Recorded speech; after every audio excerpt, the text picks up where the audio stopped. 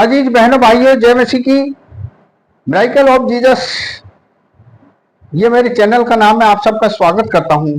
मित्रों, मैंने पिछले दिनों में नए नियम से सारी पुस्तकों का सार आप लोगों को बताया था, और आज ये नए नियम की अंतिम पुस्तक प्रकाशित वाक्य का सार मैं आप लोग के सामने प्रस्तुत कर रहा हूं।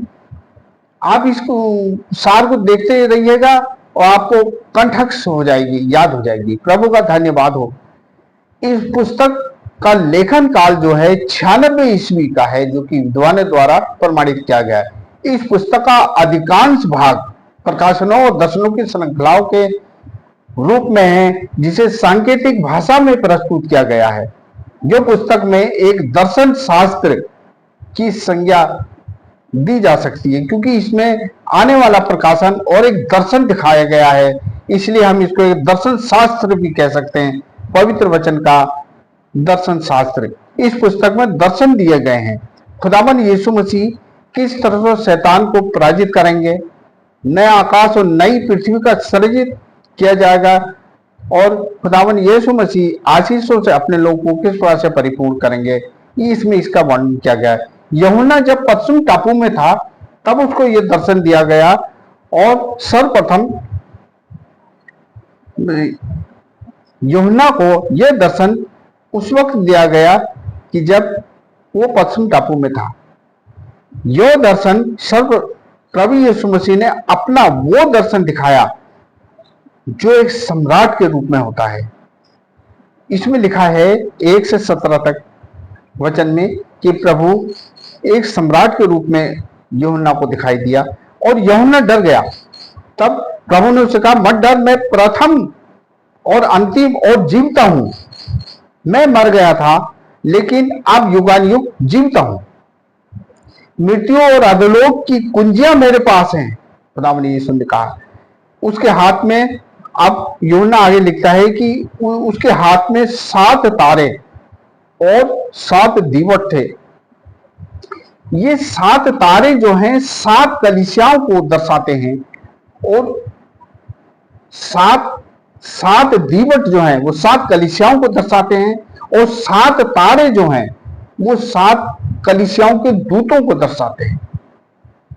तब खुदावन यीशु मसीह ने उसको ये दर्शन दिया, और ये 7 कलीसियाएं कौन कौन सी हैं उनका मैं वर्णन करूंगा।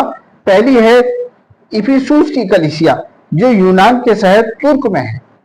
दूसरी है स्मुरना, ये भी तुर्क के तीसरे महानगर में है। तीसरी है पिरगमुन, जो भी तुर्क के एशिया माइनर में है। चौथी है थुआतीरा प्राचीन माइनर, एशिया माइनर तुर्क में, ये भी वहीं पर है। 5वीं है सरदीस, इसके विषय में अभी पता नहीं चल पाई कि ये कहां पर है। 6ठी है फिलदिल्फिया, 6ठी कलीसिया का नाम फिलदिल्फिया, ये संयुक्त राज्य अमेरिका में है ये कलीसिया।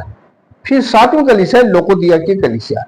अब यूहन्ना आगे लिखता है कि फिर मैंने देखा स्वर्ग में आराधना के साथ एक बड़ा सिंहासन, और उसके चारों तरफ 4 प्राणी थे, जो पृथ्वी के चारों दिशाओं में नियुक्त किए गए। और ये 4 प्राणी बड़े स्वर्गदूत हैं, जो परमेश्वर ने पृथ्वी के चारों दिशाओं में नियुक्त किए गए हैं, और परमेश्वर की नियमानुसार, परमेश्वर के निर्देशों के अनुसार पृथ्वी के चारों कोनों में अपना कार्य करते हैं। परमेश्वर ने, यानी खुदावन यीशु मसीह ने यूहन्ना को आदेश दिया कि तुम इन 7 कलीसियाओं को पत्र लिखो, जिसमें कुछ निर्देश दिए गए। उसका विस्तृत वर्णन आप देख सकते हैं कि इन कलीसिया में कुछ विघटन था, इसलिए यूहन्ना को आदेश दिया कि तू इन 7 कलीसियाओं को एक एक पत्र लिख, और जो निर्देश दिए वो इसमें संक्षिप्त में मैं आपको बता रहा हूं, लेकिन आप इसको मनन करें, वो सारा वर्णन आपको मिल जाएगा। फिर जो 4थे अध्याय में, चारों अध्याय में है, फिर मैंने, अब यूहन्ना आगे लिखता, फिर मैंने मेमना और मोहरबंद पुस्तक देखी, जो कि अध्याय 5 में है।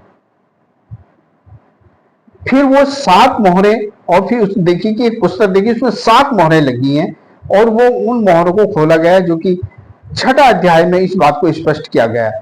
फिर मैंने देखा, यूहन्ना कहता है, फिर मैंने देखा 1,44,000 लोग जिन्होंने प्रभु के लिए बलिदान हुए थे, वही आत्माएं प्रभु के साथ साथ हैं। अध्याय 7 में आप देख सकते हैं इसको। फिर 7 तुरहियों का दर्शन दिखाया गया है। यूहन्ना आगे लिखता है कि मैंने फिर 7 तुरहियों का दर्शन मेरे को दिखाया गया, जिनके फूके जाने पर पृथ्वी के अंत करने का संकेत दिया गया। उसको ये समझाया गया यानी यूहन्ना को, जो कि अध्याय 8 और 9 में इस बात की पुष्टि होती है। आप इस प्रकाशित वाक्य का सारांश सुन रहे हैं, जो आपको कंटेस्ट हो जाएगा। अध्याय 11 में प्रकाशित वाक्य अध्याय 11 में 2 गवाह जो पृथ्वी पर आएंगे दर्शन दिया गया, और ये 2 गवाह इस्राएल में आएंगे। लोग वो परमेश्वर के विषय में, आगमन के विषय में बताएंगे, लेकिन लोग उनकी नहीं सुनकर उसको मार डालेंगे, और वो चौराहों पर गिर जाएंगे, लेकिन कुछ दिन बाद वो फिर जीवित हो जाएंगे, स्वर्ग को चले जाएंगे। अध्याय 12 में स्त्री और अजगर का दर्शन दिखाया गया है। स्त्री जो है वो इस्राएल को दर्शाती है, और अजगर शैतान को दर्शाया गया है, जो 12वें अध्याय में बड़ा अच्छा वर्णन है, जो कि विस्तृत वर्णन है। आप अपनी आत्मिक ज्ञान के लिए इसको देख सकते हैं। अध्याय 13 में 2 पशुओं का दर्शन दिखाया गया है, जो समुद्र से निकलते हैं, जो कि बड़ी तबाही करते हैं। इसका दर्शन भी दिया गया है। अध्याय 14 में 1,44,000 आत्माएं दिखाई गई, जो कि मेमने के पीछे पीछे हैं, और उसके पीछे एक वीणा लेकर एक मधुर गीत गाते हुए दिखाई गई हैं इसमें। और ये 1,44,000 कौन है? ये 1,44,000 वही बच्चे हैं जो कि हेरोदेस ने यरूशलेम में खुदावन यीशु को घात करने के उसमें उनको इस्राएल के 12 गोत्रों में से सारे पहिलोटों को मार दिया था, और उनकी संख्या 1,44,000 है। ये वही संख्याएं हैं जो जिन्होंने अपने अपार बलिदान के द्वारा अपने जीवन को प्रभु यीशु मसीह के लिए बलिदान कर दिया। यही वही आत्माएं हैं जो प्रभु यीशु मसीह के पीछे पीछे, यानी मेमने के पीछे पीछे 1,44,000 जो आत्माएं दिखाई गई, ये वही बच्चे हैं इस्राएल के 12 गोत्र में जिन्हें हेरो। अब है अध्याय 20 में 1000 वर्ष का पृथ्वी पर राज्य का दर्शन दिखाया गया है, जो बड़ा विस्तृत वर्णन है। आप इसको देख सकते हैं। ये आप इसमें सार सुन रहे हैं प्रकाशित वाक्य का। 21-22 में नया आकाश और नई पृथ्वी के दर्शन दिए गए हैं, तथा इसमें बताया कि प्रभु का आगमन कैसे होगा, इसका पूरा वर्णन इसमें मिलता है। इस प्रकार इस पुस्तक में ये ऐसा दर्शन दिया है जो इस पुस्तक का सार है। इसमें कुल 22 अध्याय हैं, और बहुत ही अच्छा दर्शन है, और ये सारी भविष्यवाणी की पुस्तक है। इसमें आने वाले समय का दर्शन दिया गया है। आप इसको इस वीडियो के माध्यम से कंठस्थ हो जाएगा, आपको वीडियो को देखिएगा, और ये प्रकाशित वाक्य आपको वैसे ही याद हो जाएगा जैसे मैंने ये सारांश बताया है। मुझे विश्वास है आप प्रभु में बढ़ते जाएं और आत्मिक जीवन में बढ़ते जाएं। मैं आने वाले समय में नए पुराने नियम की पुस्तक का सारांश बताऊंगा। इसके द्वारा आपको खूब आशीष मिले, और प्रभु आपके साथ हो। प्रभु का अनुग्रह आपको होता रहे। आमीन।